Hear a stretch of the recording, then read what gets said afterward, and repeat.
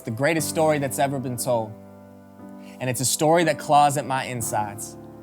And on most days, my prayer is that it's transformed into a key, looking for every opportunity to unlock the cages of my ribs and be set free into a lost and dying world that desperately needs hope. It's the story about our story, the history of our history, previous generations that tell the tale of our generation, because in order to understand where we are, we have to understand where we've been. It's why looking back is so important, yet most of us don't pay attention. We started in the beginning, and now we're at a crossroad. The first generation of man trying to figure out which direction to go. God gave man life, but man chose sin. And it's impossible to walk in a direction towards him when our focus is within. Have you ever wondered why you could try 100 times to do what you think is right, but you always end up doing the opposite? See, you could try to ignore it, but there's a reason that we're like this. And understanding why 2 + 2 = 4 is not rocket science. You got a Bible, open it up. You'll see that you can't get 6 chapters in Genesis without finding a God that is fed up with us, a family tree with disobedient roots. And because God is just, he disciplines the ones that he loves. So God sends Noah, and he tells him to build an ark.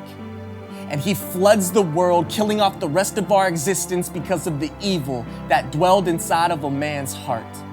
He was done with their agenda, fed up with I'm the God of my own choices and I know what's best for my own life. It's a story of separation, of trials and trtribulations, of the Israelites and Egyptians. It's a story of men unqualified for the positions in which God placed them. In this corner, standing 5'3", 142 pounds, meet Moses with a "who am I that I should go" attitude, a stuttering confidence the size of a pebble, and a "send somebody else" attitude. Up against Pharaoh in this corner, standing 7'4", 275 pounds with a rock-shaped heart and an ego bigger than the size of the army he commanded, both controlled by God, who says, "I'm unimpressed with big egos and armies. All I'm concerned about is the condition of a man's heart." It's a story about a covenant, a one-way ticket from Egypt to the promised land, but silly us, we had to stop and see the sights.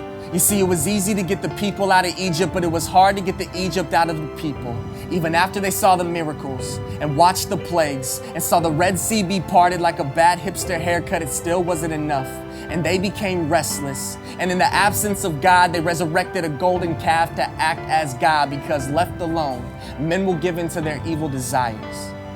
And because God is just, the people wander for 40 years, but because God is love, at the end of those 40 years, with open hands, he welcomed them back into the promised land. And they live happily ever, discontent, unsatisfied. It still wasn't enough. They said, "Give us a king, one that will rule supreme and judge the acts of men." And even though it was in direct violation with God's perfect plan, he said, "Give them a king. Because given enough time, God will give you exactly what you want." And for 600 years, kings ruled with a reckless abandon, with the exception of King David and King Josiah, but they were no match for the people's desires. You see, this is a story about God, and it's a story about man. It's a story about just, love, and sin. And it's about to get very interesting.